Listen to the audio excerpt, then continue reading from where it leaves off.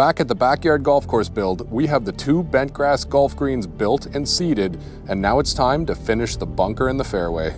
It is pretty cold this morning. This is the first morning that really feels like fall's coming. I'm running out of time to get this topsoil down and the bluegrass seeded on it, but I'm gonna jump to this bunker. I have landscape fabric here. This is just landscape fabric from a hardware store. Nothing fancy. If you were doing one of these on a real golf course, you probably have an expensive liner and an expensive drain system. I have neither, but I think it's gonna work. It has been 9 days since I put the seed down on this golf green. I did not expect it to even be close to this after 9 days. What a great success rate on germination. It's getting like pretty long. I did not expect to have to cut this year. I was just really trying to get this germinated so I could survive the winter, but in a week or two here, I don't know if we have decent weather, I may have to actually cut this thing. And over here, the bunker sand showed up.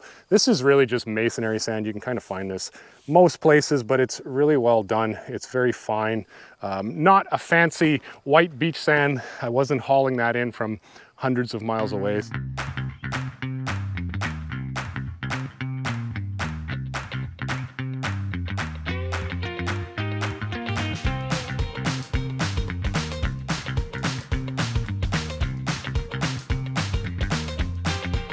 There we go, 1 bunker complete. Looks very good. I think from this angle too, looks awesome. Once we get some grass on that knoll in front of it, that little mound should look great. Like the shape of it, like the size, fairly easy to maintain.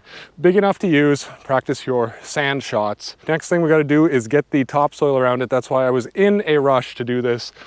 Basically ready to tractor in the topsoil, and I did not want to bring that sand in over top of the nice topsoil. We've got the topsoil half spread now, so there's actually areas of the property that are looking pretty darn good, and it is time to get these sprinkler heads on. I ran all the pipe ahead of time. I have these temporary stubs up here, so I just have to remove this pipe and put on the sprinkler head. I'm going to use the smaller PGPs. I used 35 of these in my front lawn 2 years ago. They've been bulletproof. I have the majority of the legwork already done here, so all I have to do is remove this pipe, and that then leaves us with the male 90-degree threaded elbow, and that just screws onto there once I put some Teflon tape around it. It just makes that fit a bit more snug. You can feel it when you're twisting it on. It is a super nice and tight fit. So that's all raked in nicely. Just want to be slightly above ground. I'm going to cut this pretty low in here, so I almost want to be flush. There's our head right there, and the rest of the soil nicely sloped around it. Should mow nicely here. And I have 5 more to do on this zone and 40 to do out on the course, so it's going to be a bit of a shift for sure to get this done, but this is the backyard area. The house is right here, so this is important to be really nice. We've leveled this actually by hand, rakes, a 2x4, straight edge, a level, everything. There's nice flow here of water going that way, but it's also really flat because I want to tee off up here and blast some balls at that far green that looks so good. But how good does that shot look?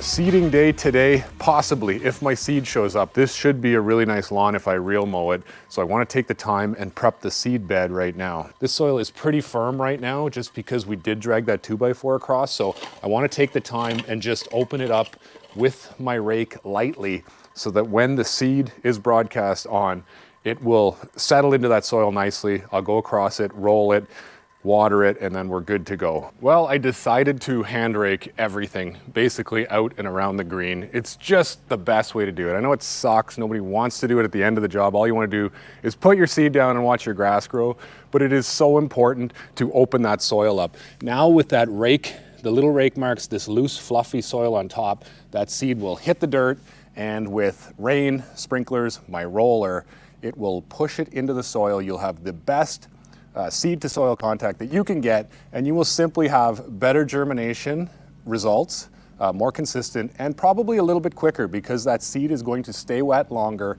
slightly in the soil rather than just sitting on top. How good does that look though when you do take the time and hand rake it? I just don't think you can machine it the same way. I could fill in some low spots, I could shave down some high spots because I was right there looking at it, starting to close in areas with topsoil as we back our way out of this property, laying down topsoil, then I'll come through again with that soil conditioner.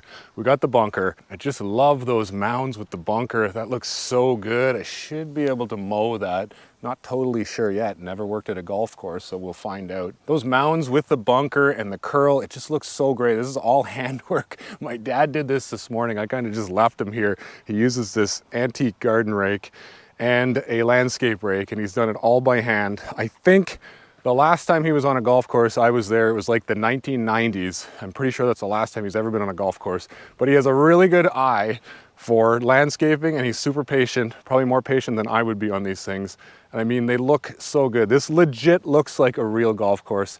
Kind of in shock here myself as I look at it. This just looks so good. It's exactly what I wanted here. Seeding time, finally. We've got the greens seeded with bent grass, but I have to do Kentucky Bluegrass all over this entire property, and I'm really late. We're into October now, and that is the bag that I've been waiting for. This is 100% Everest Kentucky Bluegrass, one of the holy grails of Kentucky Bluegrass. There's a couple cultivars right now doing some really nice results, really nice showings as a pure 100% monostand. So I'm only going to put Everest down in this area here. This will be the only grass growing here, and that is what you call a monostand. Someday I'll learn how to open these bags.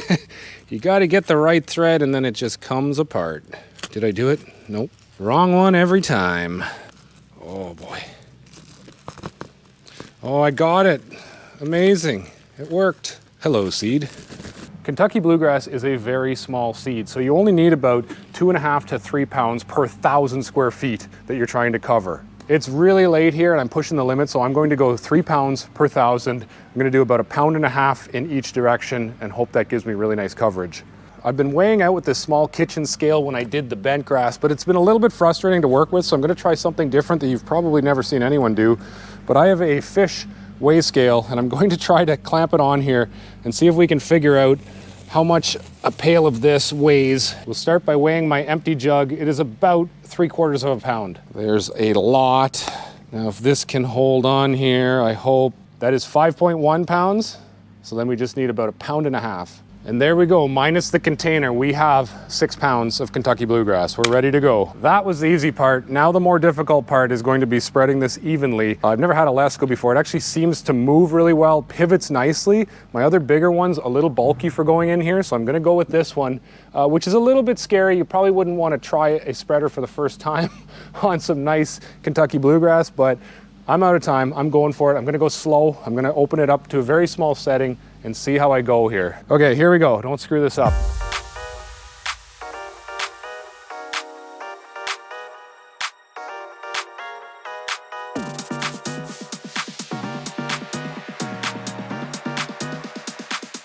There we go. The first 2,000 square feet of Kentucky Bluegrass is down. I've got about 50,000 feet to do on the fairway in the rough in the next day or two, so a bit scary there. I do like that Lesco spreader. Never had one before. Don't know if I'd pay the sticker price on these things, but it works really well. Nice and touchy, you can dial it in. Setting number 8 was really good for the Kentucky Bluegrass. Like I said, they're expensive, but guy at the golf course said, here, take this, we don't want it, and threw it on my truck. I will take that for sure. Nice little light spreader. I actually went 4 different ways with my seeding, took my time. Back in the old days, I would definitely have put that down too fast, too quickly and ran out of seed, but it is super consistent when you just take the time and go 4 or 5 different ways. I know I'm going to get some very consistent germination with that. So since I prepped so well and since it looks so good, I think I'm gonna just continue that. I'm gonna take a steel fan rake and just lightly drag it across this surface to get that seed just slightly under the soil. It's the fall, it's gonna sit here for a while. I'm gonna guess it's gonna be 2 to 3 weeks before we see anything on this because it is cool. Birds will be on it, everything's on it, so I think I'll try to get a little bit under the soil with that fan rake, and then I will also bring in a roller and maybe just do it by hand. A little bit of weight to push that down. That looks so good. I'm glad I did that step. It really took less than 15 minutes to drag along there. I hate these rakes. They are good for nothing except this. They cannot rake leaves. They have such big spacing and they're loose, but that works so good on this. I don't want to move the soil around. I just want to kind of open it up, make a path, and that seed just disappeared. I had probably 10 to 15 seeds per square inch on this dirt, and once I dragged across once, you really couldn't see a lot of the seeds. They just went slightly under the dirt, which is what you want. Now the sprinklers can drive them down. I'm probably going to go and get a roller, drag it out of the shed, because this just looks too good. This is probably the best seed down that I've ever done. It's prepped well, it's spread well. We might as well finish it off with a light roll and then just turn the sprinklers on. Tomorrow is a warm day, almost 70 degrees, and there's not going to be many of those left. So I want to get this down and wet tonight, and hopefully the germination process can start. Up next, as we wait for this bluegrass to germinate, we mix our own crazy seed mix and plant the fairway and rough area in hopes to have it germinate before winter.